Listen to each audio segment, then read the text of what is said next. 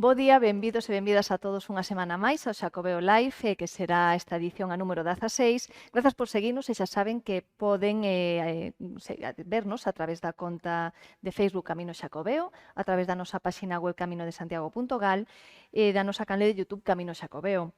Hoxe, como é habitual, estamos no noso set, no Centro de Atención Internacional de Acollido ao Peregrino, na Rúa Carretas de Santiago de Compostela, e polo que teñen que pasar todos os peregrinos e peregrinas que veñan, que cheguen ata aquí peregrinando para obter a súa Compostela.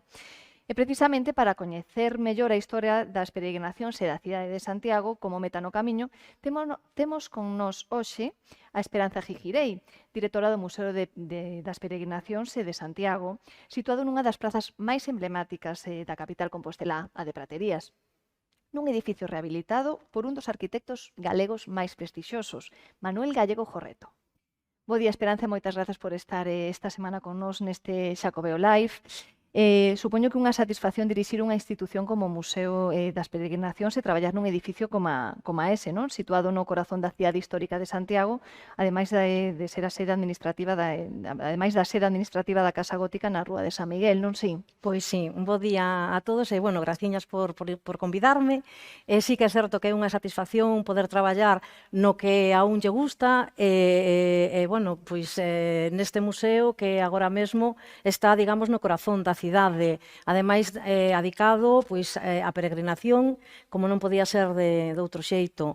É un traballo intenso, ás veces, complicado outras, que normalmente non se entende moi ben o traballo que se fai no museo e que hoxe en día nos dedicamos un pouco a todo tipo de temas, non? Temos un pouco os museólogos, os técnicos de museos que dedicarnos pois desde a difusión, a comunicación, como me tocou hoxe a min, e a maiores, bueno, pois as funcións típicas, non, que clásicas, digamos, do museo. Hai a veces tamén moita tensión porque hai pois actividades, actos, exposicións que teñen data de inicio, entón tes que chegar a esa data bueno, aí sempre hai un pouquiño de adrenalina tamén, non, no traballo. E sí que é certo que bueno, pois é un gustazo, non vou dicir que non traballar nese entorno como decía, o que a unha lle gusta. Falabas precisamente de que a veces non se entende ese traballo. Como nos poderías explicar resumidamente precisamente as funcións e os contidos deste centro? Pois, mira, como decía, hai unhas funcións, digamos, clásicas, digamos que a primixenia é a conservación de todos aqueles bens culturais que custodiamos no centro, un pouco, bueno, pois tendo en conta que son bens que nos herdamos e que temos que deixar para o futuro, entón temos que intentar que se conserven e que se manteñan no tempo nas mellores condiciones posibles. Esa é unha, digamos, das principais funcións das clásicas. Despois, a parte de documentación é moi interesante, xa que temos que ter todo documentado, a veces é tedioso, é pesado, pero, bueno, pois principalmente todo o tema de facer inventario, catalogación das pezas, pero non só eso, sino tamén unha serie de documentación pois administrativa, de rexistro, porque temos que deixar fe pois dos movementos das pezas, das saídas, dos préstamos, todo ese traballo é, bueno, pois a veces un pouco tedioso, como te decía. Despois unha parte importante, unha función importante é a investigación, que é algo que tamén é como a columna vertebral, é dicir, se non investigas e non sabes, non eres capaz tampouco despois de dar contidos novedosos e rigurosos tamén, non? E tamén a parte, digamos, de difusión. A área de difusión e comunicación é casi a que está collendo máis, bueno, pois, máis, está máis... Sí, porque é certo que cada vez máis os museos intentan achegar o seu coñecemento ao público, ser máis interactivos co público, bueno, e despois tamén está todo o tema das novas tecnoloxías, entre comillas, que xa non son tan novas, non? Pero bueno, toda esa comunicación a través de redes, bueno, é dicir, que temos que facer un pouquiño de todos que traballamos nos museos. O Museo das Peregrinacións de Santiago vén de cumprir 70 anos, case nada. Sí. Que nos pode contar da súa historia? Bueno, pois efectivamente, no ano 51 creouse este museo que tivo aí unha historia un pouco azarosa, por decirlo así, xa que foi creado nese ano 51, pero estivo pechado ao público durante máis de 45 anos. Iniciou, digamos, a súa andadura un pouco máis técnica e profesional xa despois no ano 95-96 que foi transferido, digamos, coas competencias de cultura á Xunta de Galicia, e aí sí que xa se abriu definitivamente ao público. A partir de aí, pois, empezouse a facer un traballo pois de organización das áreas internas, do traballo interno, de conformar a colección, bueno, adquisicións, compras de pezas, e tamén se iniciaron os programas expositivos, os programas de actividades. Foi aí, digamos, cando empezou o museo a facer realmente o traballo de museo máis actual e máis contemporáneo. Xa despois, bueno, temos a última fase, por decirlo de algún xeito, que é a apertura da nova sede no edificio de Platerías, que foi no ano 2015, en novembro de 2015, e como ben decías, nun edificio rehabilitado por Manolo Gallego. É un luxo. Por unha banda, a colección, as pezas e o discurso que presentamos, o que contamos no museo, que está dentro dun continente pois tamén espectacular. Para celebrar este aniversario están a desenvolver un programa de actividades que se estenderá ata o vindeiro mes de novembro. Como podemos participar nos distintos acontecementos programados? Pois, bueno, todas as actividades que estamos presentando xa agora para a celebración do 70 aniversario están dirixidas máis ben a un público máis adulto.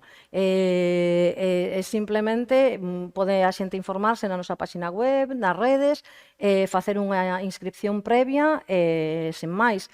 Temos que facer un pouco, bueno, pois este rexistro polo tema COVID e demais, pero bueno, son entradas gratuitas e simplemente pois achegarse aos que lles interese, pois escoitar, por exemplo, a conferencia de Manolo Gallego, a conferencia de Fernando Reyes sobre as músicas de Santiago, que é un proxecto que iniciamos este ano, que é un proxecto eu creo que orixinal e pioneiro no que intentamos dende o museo que a xente entenda que a música é unha parte moi importante da nosa cultura e que ao mesmo tempo todas as artes están ligadas. Entón, que é un elemento patrimonial, igual que é a escultura ou a arquitectura, entonces presentamos nuns pequenos vídeos pezas musicais acompañadas ou de pezas do museo, pero as dúas presentan a mesma época, o mesmo contexto cultural. Entón, bueno, pois vaise facer, digamos, esa conferencia e rematamos cun concerto tamén de música patrimonial, de música antiga, con Resonet, o grupo de música antigua Resonet. Que fai distinto este museo a outros relacionados co Camiño de Santiago e coa Meta de Compostela? Bueno, eu penso que é único, é dicir, a temática que contempla está recollida en moi pouquiños museos. Creo que en Galicia non hai outro museo que teña esta temática. Perdón, fora de Galicia pasa o mesmo, incluso podo dicir que a nivel internacional. Hai algún museo que si ten algunha pequena sección que fala da peregrinación, pero pouco máis. Nos somos un museo de titularidade estatal, coa xestión que lle corresponde á Xunta de Galicia, bueno, e por decreto lei, ademais, correspóndenos un ámbito temático moi concreto, que é precisamente a peregrinación como fenómeno universal, que, bueno, pois que está presente en todo o mundo, en todas as religións. Despois, o Camiño de Santiago, o nacemento, a orixen, a evolución do Camiño de Santiago, e, finalmente, a cidade de Santiago, pero a cidade de Santiago como meta de peregrinación, como se foi creando, como xurdiu, como se foi desenvolvendo, pois baixo o paraguas da propia peregrinación. Cales son as pezas máis importantes do museo? Bueno, eso é complicado, porque esa é unha pregunta que normalmente me fai todo o mundo. Eu entendo que é así moi chamativo. A ver, temos, por exemplo, dúas tablas, digamos, de autor recoñecido, que son dous Santiagos peregrinos, un de Juan de Juanes e outro de Juan de Flandes, que foi pintor da Raíña Isabel a Católica. Pero este museo é un museo casi como temático, quero dicir, non é un museo de belas artes, un museo de arqueoloxía, un museo etnográfico, é dicir, temos arqueoloxía, temos belas artes, temos unha colección moi importante tanto de orfebrería como de azabache, é unha colección moi importante de iconografía de Santiago. E o importante, digamos, tamén do museo é o que se vai contando a través de todas esas pezas. As pezas son como, bueno, como as palabras dun libro que nos van contando un pouco todo o que nós pretendemos que a xente, cando chega ao museo, pois vaya entendendo, non? Con apoio pois visual, ás veces tamén auditivo, fotografías, bueno, certos elementos, digamos, máis actuais, non? Falabas antes da comunicación, como promovedes a visita ao museo entre os peregrinos que se achegan a Santiago e entre a cidadanía en xeral? Bueno, pois en principio coas propias actividades que facemos no museo, por eso fálase da área de difusión e comunicación. Entón, a difusión no museo está entendida como pois todas esas actividades que axudan a dar a coñecer os fondos do museo, e non só os fondos do museo, senón tamén os intereses da institución, a misión que temos, que é pois promocionar precisamente a historia do Camiño de Santiago a través dos fondos que nos temos, e tamén un pouco valores que nos queremos tamén transmitir, porque, por exemplo, que coa peregrinación, que é un fenómeno universal, bueno, pois podes ver que en todas partes do mundo se peregrina, que non é un fenómeno alleo a nós, sino que nos o vemos todos os días. Eso tamén nos sirve un pouco para, bueno, pois para fomentar a tolerancia, a diversidade, é dicir que non solamente intentamos difundir contidos, senón tamén valores. E, bueno, pois un pouquiño a través das nosas redes, dos albergues do Camiño, pois sempre procuramos ter información do museo. Agora é verdade que eso o temos un pouco abandonado, porque con esta situación tan rara que temos en riba, que parece que, bueno, que se vai... Sí, descolocou todo un pouco, e agora estamos un pouquiño empezando empezando outra vez a colocar. De onde proceden fundamentalmente os visitantes que se achegan ata o Museo das Peregrinacións? Pois mira, principalmente son visitantes estranxeiros. Pode haber, por exemplo, unha porcentaxe entre os 60 e 65 de estranxeiros frente aos nacionais e os locais.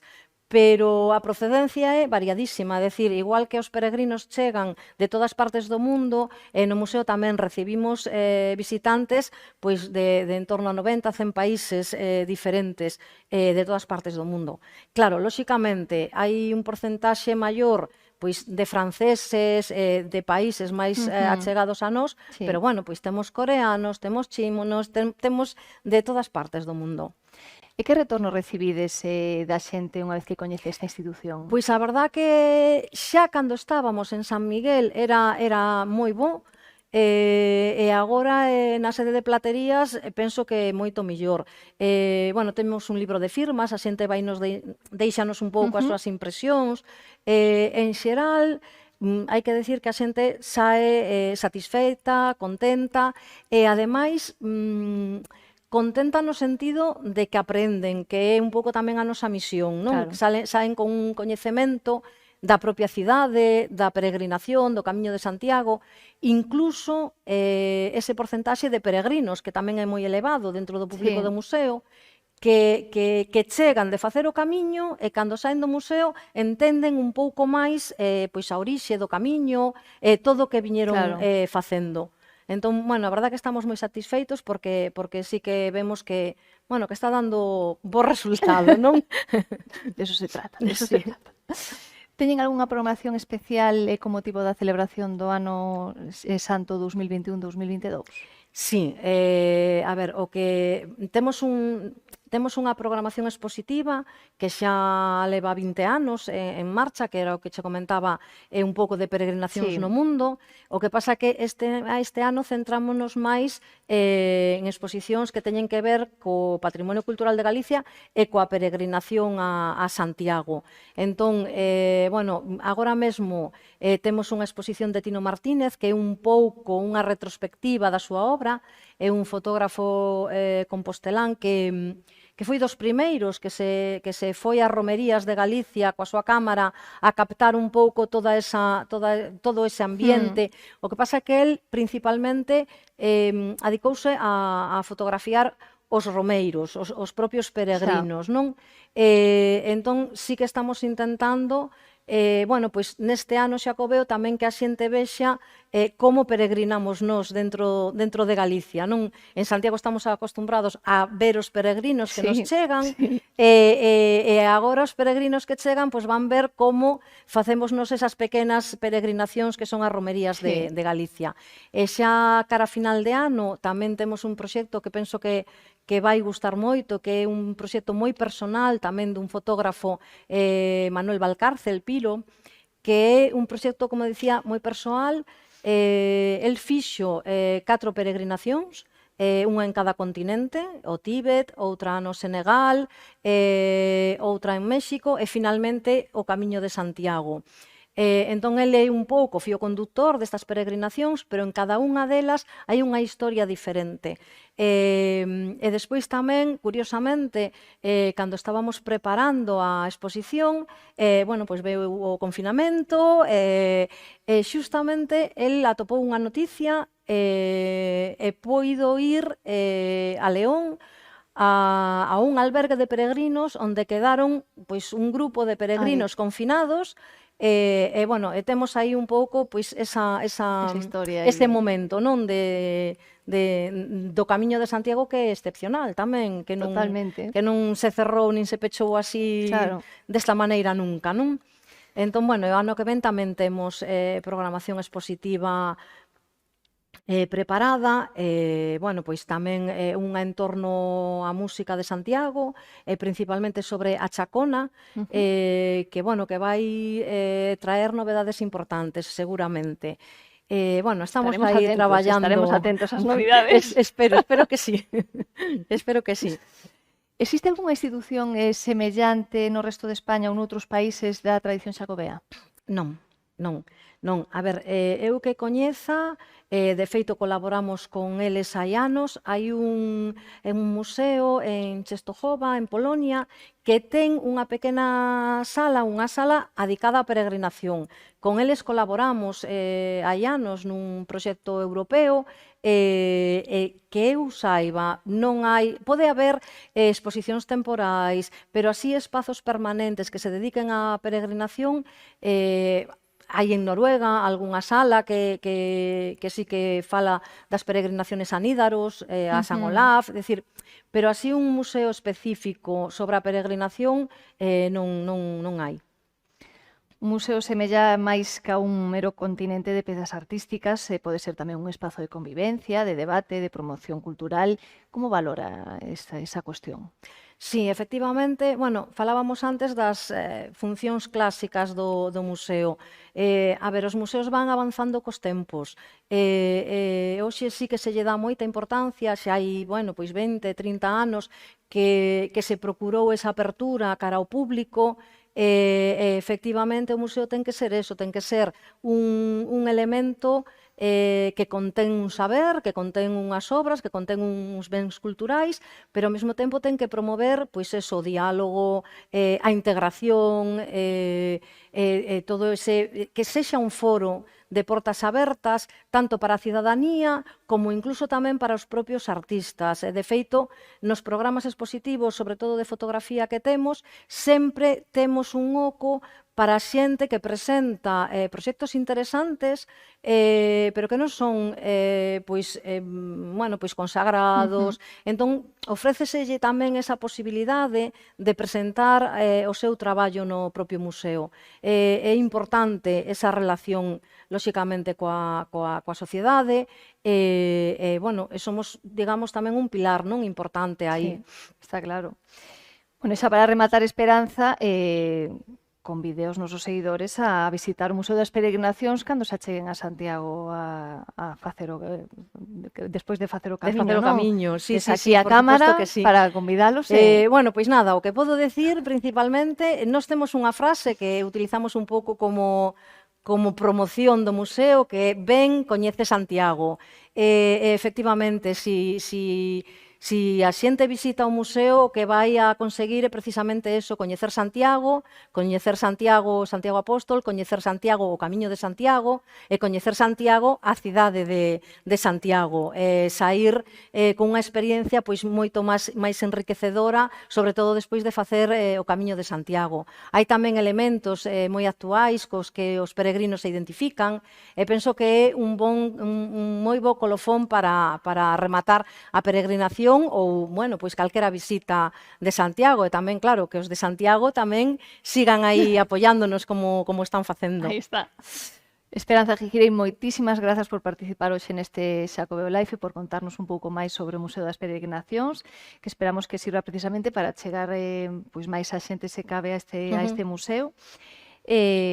Nada, a verse, pois eso, tanto os visitantes como os nosos seguidores, pois visitan o museo cando se acheguen a Compostela. Nada, e a vos, pois, moitísimas grazas por acompañarnos unha semana máis neste Xacobeo Live, emprazarvos ata a semana que ven, a mesma hora, ás 12, o venres, que pasedes boa fin de semana e que sexades felices.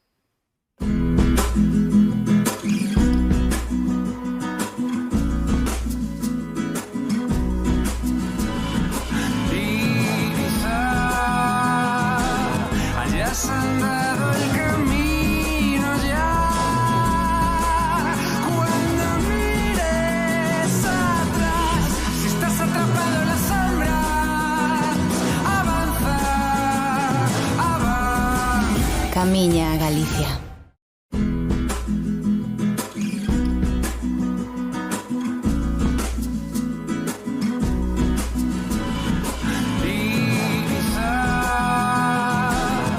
Has andado el camino ya,